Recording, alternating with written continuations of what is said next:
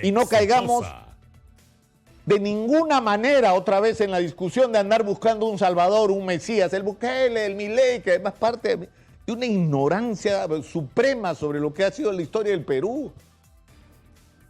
O sea, ¿ya se olvidaron lo que hizo Fujimori con el Fujishock? El día de ayer, a mí por lo menos me resultó doloroso escuchar la descripción que Leandro Rodríguez, un profesional brasileño que le tiene mucho afecto al Perú y que eso es lo que lo empuja a hacer lo que hizo, es decir, a grabar y poner en las redes sociales su testimonio sobre su experiencia en el Perú, y hace una descripción absolutamente cruda y desgarradora de cómo funcionan las cosas en el Perú.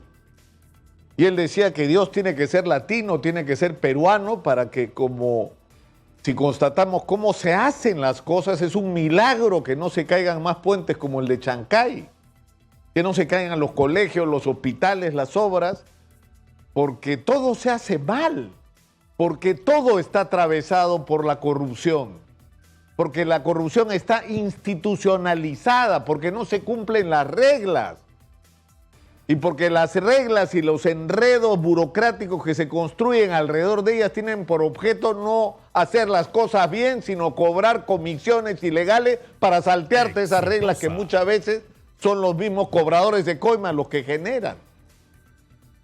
Es una perversión lo que hay en el Perú, todo está sobrevalorizado, pero es una cosa de locos. Lo hemos hablado en relación a rutas de Lima, donde el kilómetro cuesta, pues debimos traer a los que construyeron los kilómetros de la Costanera Norte en Santiago de Chile para que nos hagan las obras acá, y nos costaban la cuarta o la quinta parte de lo que se ha gastado. Porque nos roban con las sobrevaloraciones, nos roban con las comisiones ilegales que se cargan al costo de la obra, que ni siquiera que es el empresario coimero el que mete la mano al bolsillo de sus utilidades, no infla el valor de la obra para cubrir la comisión ilegal y no perder él ni un sol. Y a la hora que se hacen las obras, se baja la calidad del material, no se usa lo que se supone debía usarse para que la obra esté hecha de manera adecuada. Y esto es lo que vivimos de manera permanente, y esa visión que se tiene en el Perú, de que tú llegas a las diversas instancias del gobierno, no para aplicar un plan de largo plazo, no para continuar los grandes proyectos nacionales que son producto de políticas de Estado, insisto, de largo plazo, sino para hacer todo aquello que te reditúe de manera inmediata la posibilidad de ingresos a través de comisiones ilegales. Es este sistema perverso que se reproduce y que va cambiando de manos, y que hoy será de derecha, mañana de centro, ayer fue de izquierda, no importa el color político, todos están cortados con la misma tijera. Todos tienen la visión del aparato del Estado como un botín que hay que saquear. Y la pregunta es, ¿qué diablos vamos a hacer para que las cosas sean diferentes? Porque lo que ha pasado en el Perú es algo extraordinario. El presupuesto de la República pues se ha multiplicado, por Dios, por 10, por 11 en las últimas décadas. Tenemos más dinero que nunca. Nuestras exportaciones se han multiplicado de una manera extraordinaria. Estamos orgullosos del crecimiento económico. Nuestros especialistas, nuestros economistas, ¿no?, sacan brillo de lo bien que se hacen las cosas en el Ministerio de Economía y Finanzas y en el BCR. Miren cómo ha crecido la economía peruana. Pero ¿qué ha cambiado de la vida de la gente? O sea, ¿por qué ese crecimiento económico? Y yo sé que estoy siendo reiterativo, pero es que hay que hacerlo las veces que sea necesario para poner el tema sobre la mesa, para obligarnos no solo a tomar una conciencia del daño que esto nos está haciendo, sino de la urgencia de que las cosas empiecen a cambiar. Y el problema es que al final de todo un ciclo de crecimiento económico, la vida de la inmensa mayoría de peruanos, de ese país del gran crecimiento económico, el país del milagro económico, la vida de la inmensa mayoría de peruanos es desgraciada. Hay demasiada gente que se levanta cada mañana para ver qué hace ese día para que su familia coma, empujados a la informalidad porque no les queda otra cosa. En una economía que está absolutamente pervertida en la manera como se ha estado manejando desde el aparato del Estado, donde no tenemos infraestructura, donde puedes tener hoy, como tenemos con el cacao y el café, una extraordinaria oportunidad y no tenemos vías de comunicación para sacar nuestros productos. No tenemos puente, llueve y se nos viene todo encima, porque no se hicieron las obras que debían hacerse y que se sabía que se iban a hacer, que se sabe cuáles son. Y no se hacen por la ineptitud y la corrupción de las personas que tienen a su cargo las instituciones.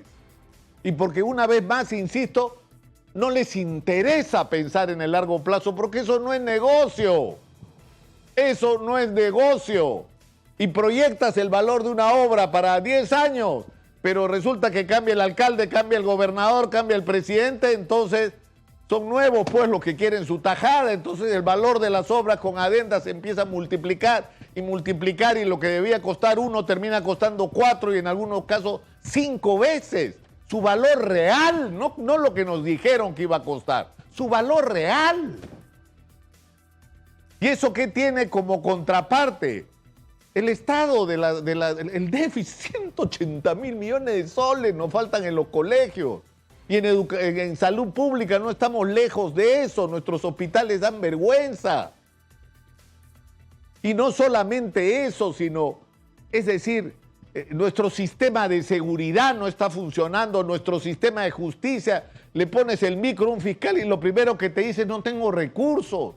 Quieres hacer unidades de flagrancia para luchar contra la delincuencia, pero si no tienes gente, ni tienes equipos, ni tienes tecnología. ¿Por qué? Porque no has puesto el dinero donde debías ponerlo.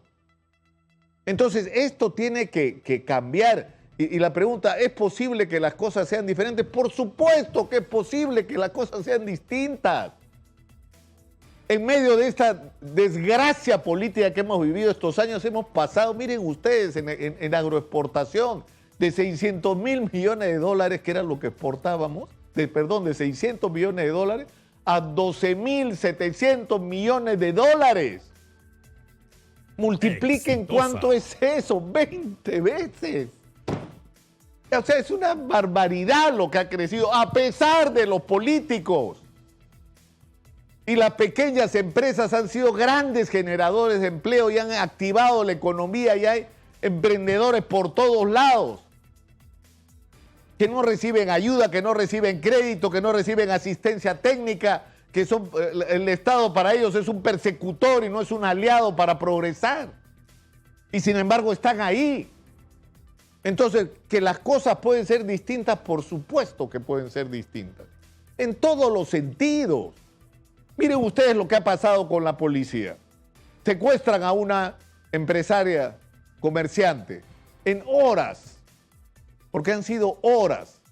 El trabajo que la policía ha demostrado que puede hacer, ha logrado rescatar a esta mujer sana y salva y ha capturado a sus secuestradores. ¿Y por qué ha sido eso posible?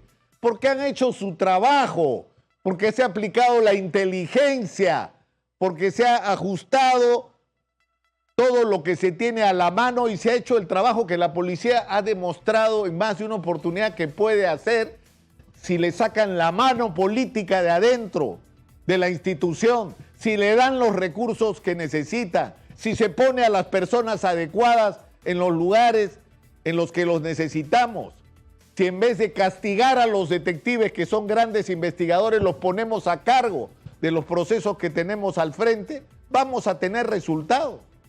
Por supuesto que las cosas se pueden hacer de otra manera, pero yo creo que estamos entrando ya al Jurado Nacional de Elecciones, ya se anunciaron los plazos y empezó a correr el cronograma electoral. Yo creo que esto nos tiene que obligar a dar esta discusión y no caigamos de ninguna manera otra vez en la discusión de andar buscando un salvador, un mesías, el Bukele, el Milei, que además parte de una ignorancia suprema sobre lo que ha sido la historia del Perú.